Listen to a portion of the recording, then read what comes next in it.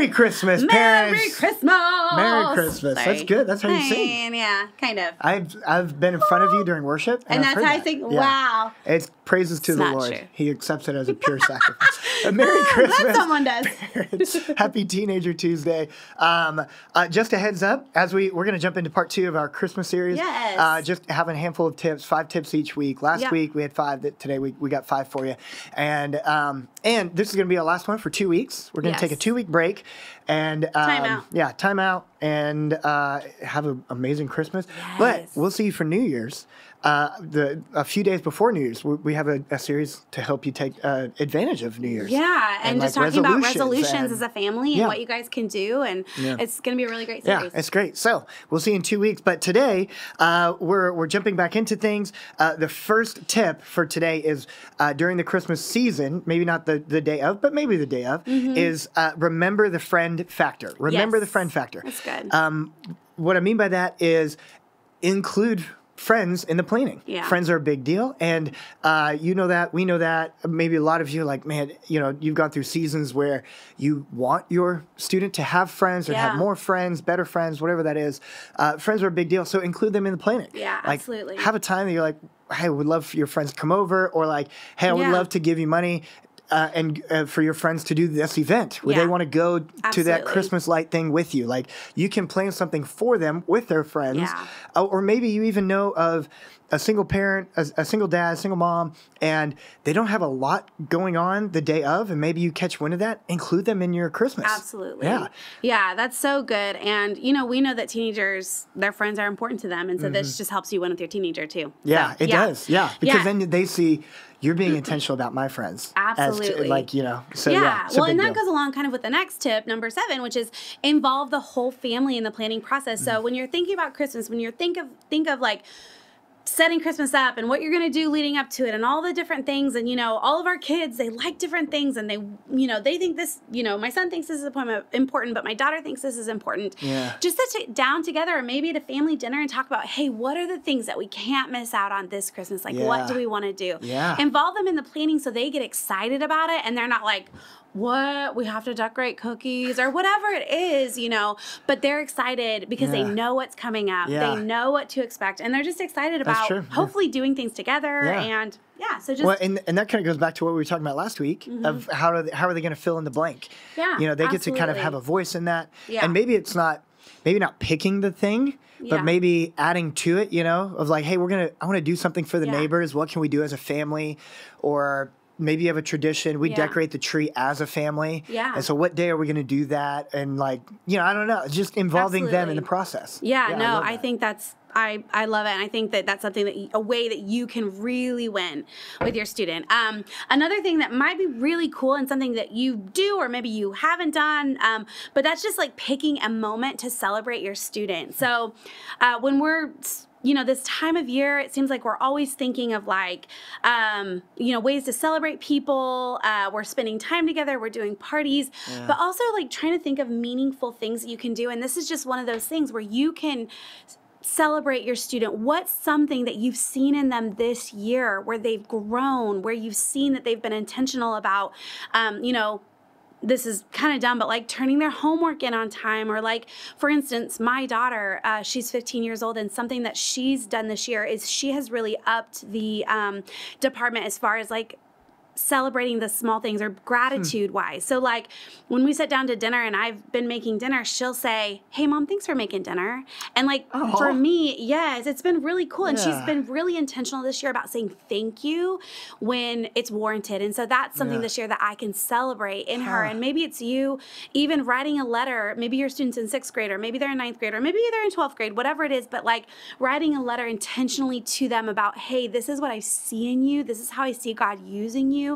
This is areas of growth that I've seen in you. And, this is not to embarrass your student, but it's to really build them up. And we say this a lot in student ministry, but what gets celebrated gets repeated. Yeah, so when you celebrate them in those ways, they're going to remember that, and they're going to keep trying to move forward in their growth. And so anyway, I think this is a really cool thing that you can do. Well, and kind of we talked about slowing down. A little bit too, and enjoying the season. And that could be like a pretty cool slow down, have a moment. I was reading this researcher that said, or I think it was a blogger actually, and they said that no matter what gift you give your kids, the gift that will never get old is encouragement. That's so and good. just like calling out what you see in them. Like that's such a big deal. Yeah. Well, I think sometimes we're like, hey, you didn't say thank you, or we're pointing out the things that maybe they need to grow in. Maybe. Yeah, and we need to just celebrate. Hey, look, our kids are trying, and this is we all know this is a pressure-filled day and age, society. This area is that way, and so just making sure that we celebrate them. Because we can kind of lean a little pessimistic sometimes because we get stressed. Absolutely, we can. Yeah, so we can't. Our teenagers do the same thing. Yeah, and so. Yeah.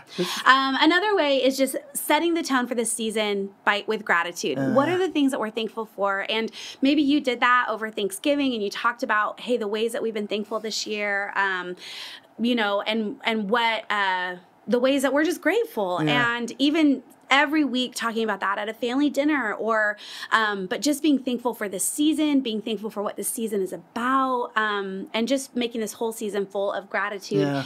Because again, we said this before, but it's not about what we get, it's about what we give. And being grateful for what we do get, but also in our giving, we're being grateful that we even get the ability to do that. So that's something I think my mom did really well growing up. I love that. Because we were pretty poor and people would, like last month, Hope Fellowship, maybe a lot of you packed meals for Thanksgiving.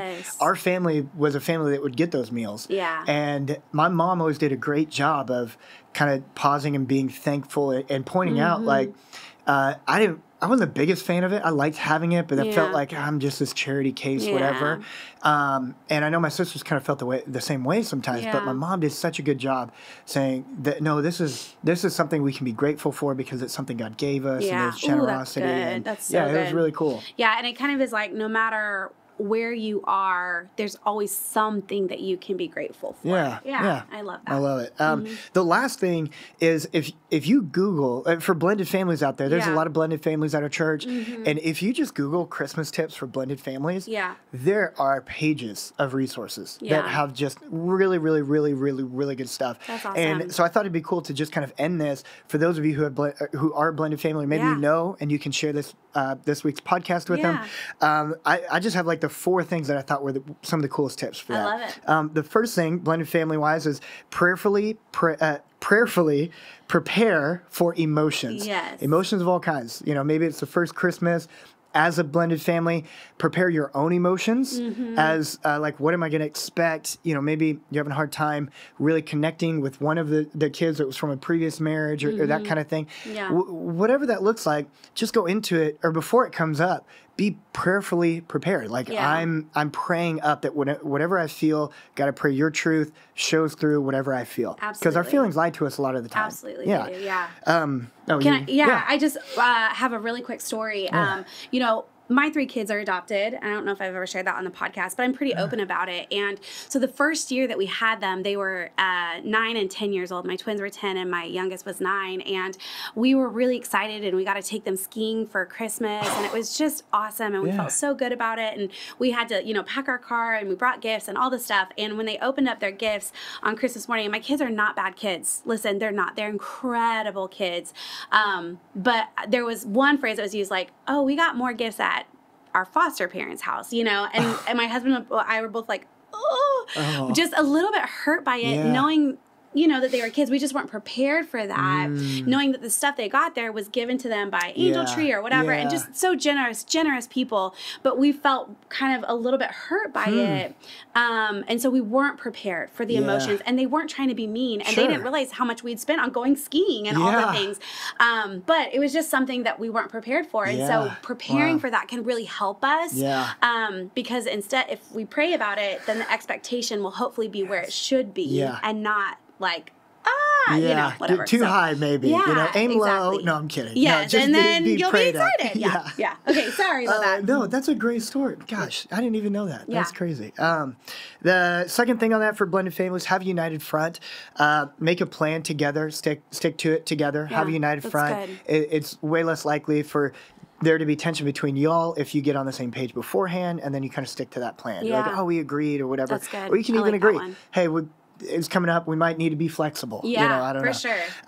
Also, don't feel the pressure to need to outdo the other person. Yeah. To like I'm step parent, I need to make a big impression or better impression or something. Yeah. Like don't feel like you got to do that. Yeah. In fact, I don't know if you would say that, like, I would just put all the parents as like together. Like this is from me. us. Yeah, this is from us. This is from us. This is from us. Well, if you do try to outdo, I think there's a lot genuineness that is missed. You know what I mean? So. Yes. Yeah.